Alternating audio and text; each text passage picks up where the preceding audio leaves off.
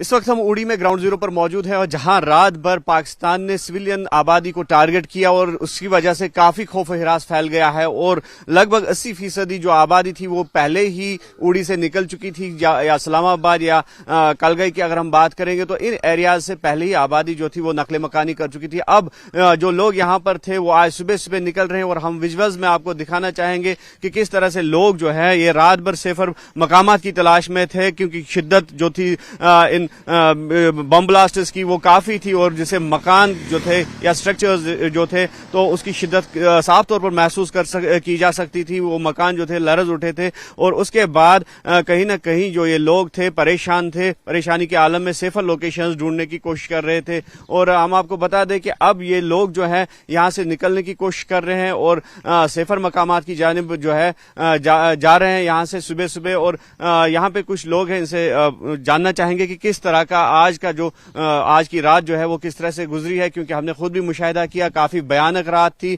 काफी जो शेलिंग थी आर पार, तो वो उस शेलिंग की शिद्दत इस कदर भयानक थी कि लफ्जों में बयान करना मुश्किल है। आप नाम बताइए अपना। जी नवीद मेरा नाम। नवीद, कहाँ रहते हैं आप? जी यहीं उड़ी में प्रॉपर। तो ये बताइए, जो जिस तरह से रात के दौरान जो सीज फायर वायलेशंस हुई उसके बाद इंडियन आर्मी ने भी रिटेलिएट यहाँ से किया, तो किस तरह का माहौल पूरा आप जो बयान कर सकते हैं? देखिए आज 2 दिन से बहुत ही दहशत फैली हुई है यहाँ पे। जैसे कि आज रात को काफ़ी ज़्यादा हैवी शेलिंग हुई है। 2 दिन लगातार लोग परेशान हैं, भाग चुके हैं यहाँ से।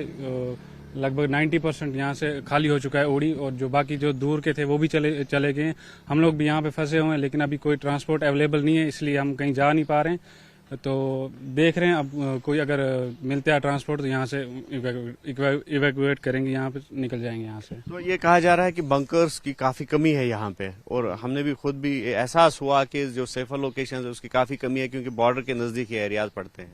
बंकर की कमी तो है यहाँ पे, ऑलरेडी हर एरिया में यहाँ पे कमी है। पहले वक्त में थे लेकिन वो अब ब्लॉक हो चुके हैं, कोई टूट चुके हैं, लेकिन उसके बाद कोई यहाँ पे तवज्जो दी नहीं गई, ना बंकर बनाए गए, तो इसकी वजह से लोग बहुत ज्यादा सफर कर रहे हैं। तो क्या मैसेज रहेगी गवर्नमेंट से? गवर्नमेंट से ये मैसेज रहेगी कि यहाँ लोगों के लिए थोड़ा इंतजाम करें, लोगों को इवैक्यूएट करें यहाँ से। लोग बहुत ज़्यादा परेशान हैं, बच्चे डरे हुए हैं, हम खुद डरे हुए हैं। यहाँ पे रात हमारी पूरी जाग के ऐसे ही निकली है, बहुत ज़्यादा परेशान थे हम पूरी रात, ना सोए हैं ना खाया पिया है कुछ, अपने घरों से बेघर हो चुके हैं हम लोग, बहुत ज़्यादा परेशान है। बच्चे रो रहे हैं, औरतें रो रही है, हम खुद भी परेशान हैं। तो अल्लाह ताला अब रहम ही करे हम सब पे।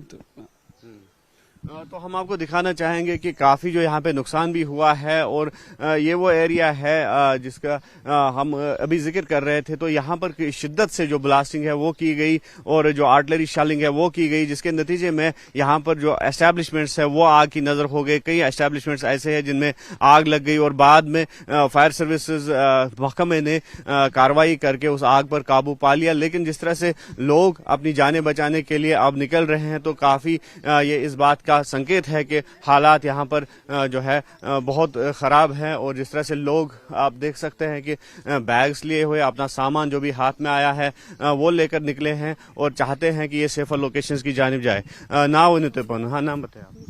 मेरा नाम जरीना है। जरीना जी, ये बताइए, अभी रात के दौरान हमने भी जो देखा काफी हालात खराब थे, तो किस तरह का मंजर था रात? बहुत खतरनाक मंजर था, बहुत ही ज्यादा खतरनाक। हम इतने डरे हुए थे तो हम बोल रहे थे अभी कि हमारे ऊपर पड़ेगा, ये पड़ा अभी। वैसे हमारे मकान बहुत हिल गए, रात से हम ऐसे ही बैठे हैं।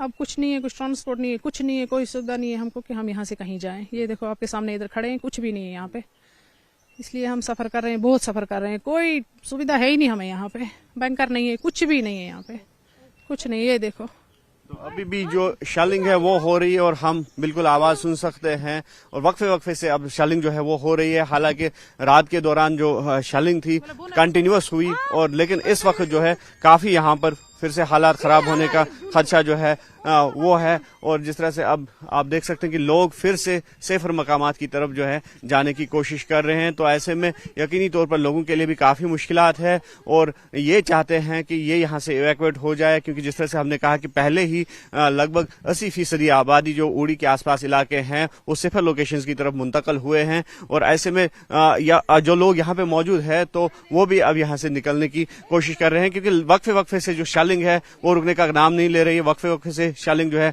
वो हो रही है। जल्दी जल्दी बताइए, अभी फिर से आवाजें हुई, कितना डर है? डर बहुत है, हम सोचते हैं किसी से अमन हो जाए। तो क्या क्या मुश्किलात है अभी? बंकर होना चाहिए हमारे। तो आप देख सकते हैं कि बिल्कुल ये हाइडिंग में चले गए हैं ये लोग, और ये लगातार अब जो है शेलिंग फिर से स्टार्ट हो गई है यहाँ पे, और बिल्कुल खौफ का माहौल है, खौफ का आलम है, और लोग जो है दौड़ पड़े हैं शेल्टर लेने के लिए। और हमारी भी यही कोशिश होगी कि सेफर लोकेशंस की जानिब हम जाए, लेकिन जिस तरह से यहाँ कहा गया है कि बंकर्स की काफ़ी कमी है, और बंकर्स जो है वो इनको प्रोवाइड किए जाए इन लोगों को, ताकि इनकी जानों का तहफ़्फ़ुज़ जो है वो मुमकिन बनाया जा सके। और फिर एक बार हम ये पहाड़ी दिखाना चाहेंगे, और रात भर इसी पहाड़ी पे जो है शेलिंग की गई, इसको टारगेट बनाया गया, और सिविलियन आबादी इस पहाड़ी पे रहती है। और इस पहाड़ी के अलावा जिस तरह से हमने जिन एरियाज़ का जिक्र किया, चाहे सलामाबाद उड़ी की बात करेंगे, या फिर कालगई, या फिर कमान पोस्ट के एरियाज की बात करेंगे, तो वहां पर लगातार पाकिस्तानी आर्मी की तरफ से आर्टिलरी शेलिंग जो थी रात भर जारी रही, और इस वक्त भी वक्फे वक्फे से शेलिंग जो है जारी है।